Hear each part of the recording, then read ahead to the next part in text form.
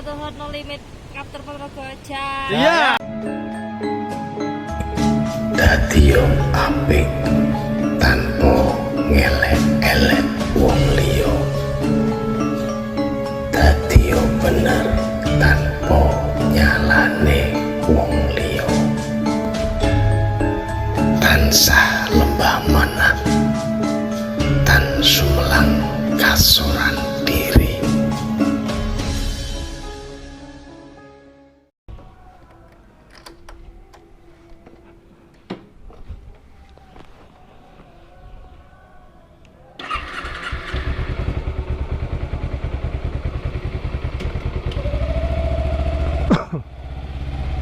Bismillah. Kita sekarang ride Madiun.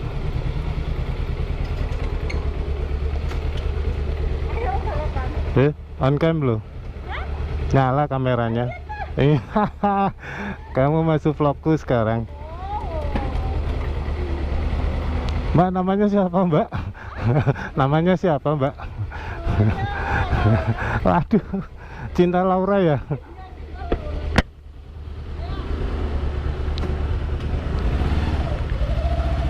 Oke, assalamualaikum warahmatullahi wabarakatuh.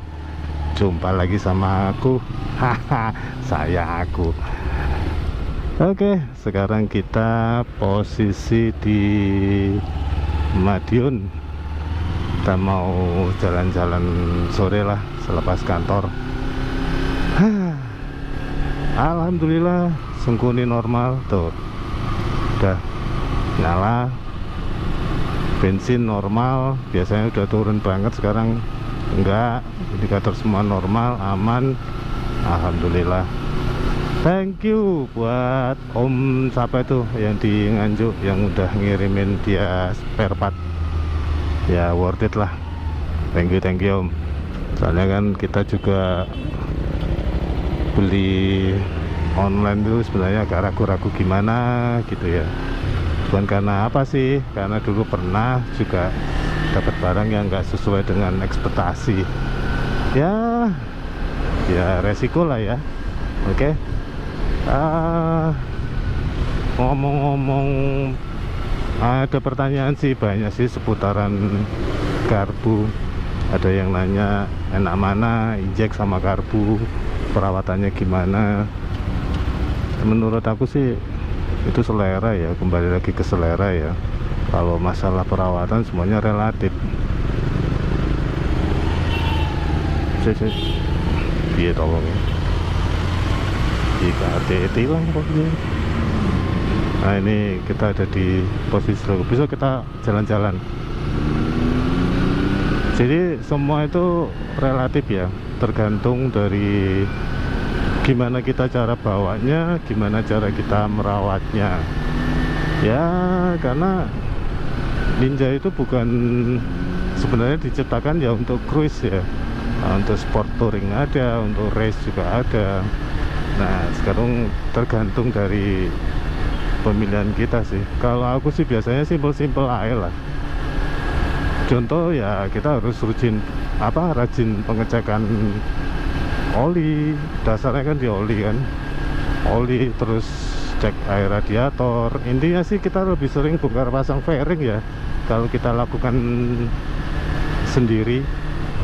Nah, terus ya intinya sepele sih, air filter maksudnya filter udara, filter oli itu juga mesti perlu diperhatikan. Karena ya gitu, kalau kita merawat atau menyayangi, mati orang go helm, bang apa, kita menyayangi motor, otomatis motor akan juga sayang sama kita. Ya gitulah, ini seperti itu. Jadi untuk pengecekan sih biasanya tak jadwalin rutin ya, per 3 bulan sekali, biasanya seperti itu. Kalau untuk apa namanya, perawatan air filter biasanya seminggu sekali tak cuci ya, ada di video yang kemarin itu Nah, terus kalau untuk penggantian apa filter oli itu biasanya setelah 2 kali ganti oli. Nah, itu ketiganya baru tak ganti air filternya, seperti itu. Ini sebenarnya sih sepele sih, nggak terlalu nggak terlalu inilah, nggak terlalu ribet ya. Itu pun bisa kita lakukan sendiri di rumah, karena kan di YouTube banyak tutorial kayak gitulah untuk bongkar pasangnya. Jadi ya aku sendiri kadang-kadang juga nyontohnya dari YouTube sih. Karena kan basicku bukan bengkel.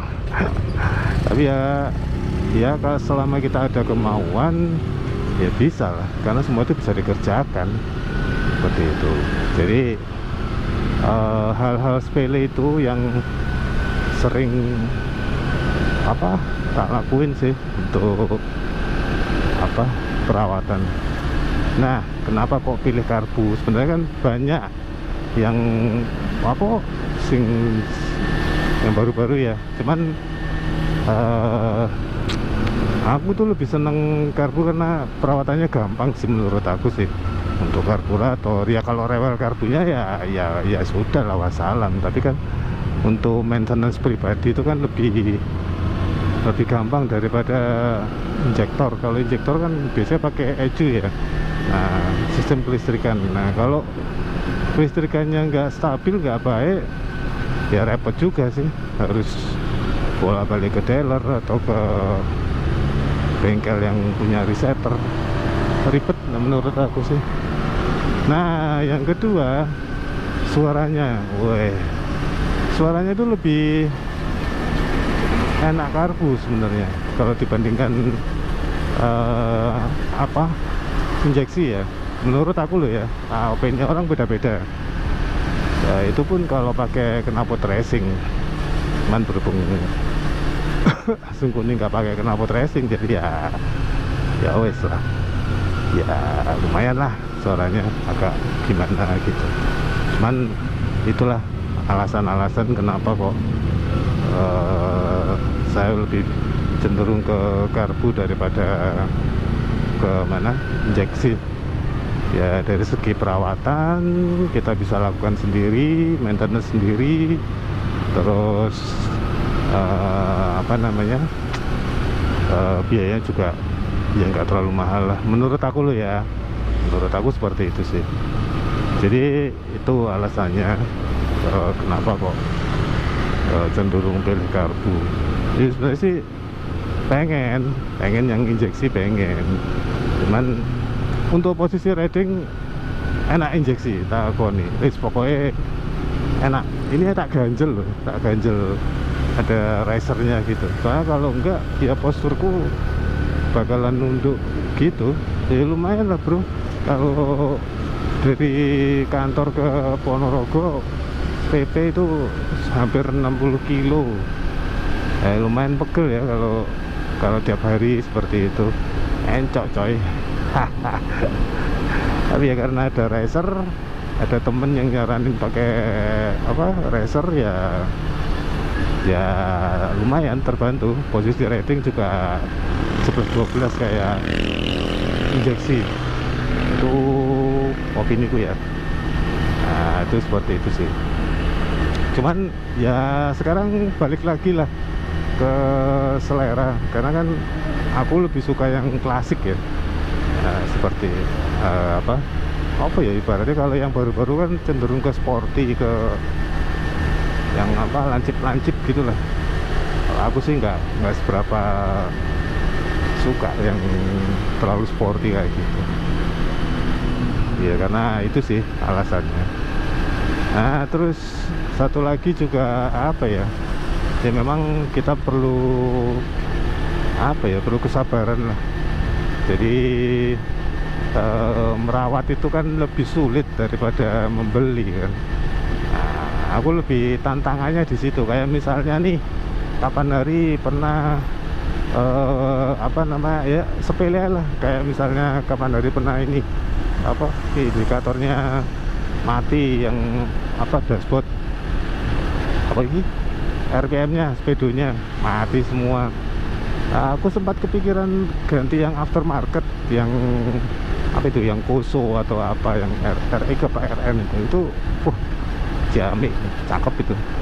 Cuman pikir-pikir lagi sih, mungkin kita kan nggak tahu ya, di online shop itu kadang ada yang kayak asli tapi ternyata KW. Nah, bisa dilihat dari harganya juga sih, kadang yang menggiurkan tapi ternyata yang datang KW. Ya sesuai lah ya, cuman aku sih lebih suka yang analog. Lebih suka yang analog. Jadi ya pertimbanganku satu, di tempatku itu di Ponorogo kan aku nggak ngerti ya bengkel yang bisa setting, maksudnya modifikasi kayak gitu, karena kan itu urusannya sama perkabelan cuy, listrik. Kalau salah sedikit aja kelar ya kan, konslet kelar ya, motor. Nah, akhirnya ya tak putusin lah. Tapi ya alhamdulillah lah, selama kita masih ada usaha ya pasti ada jalan.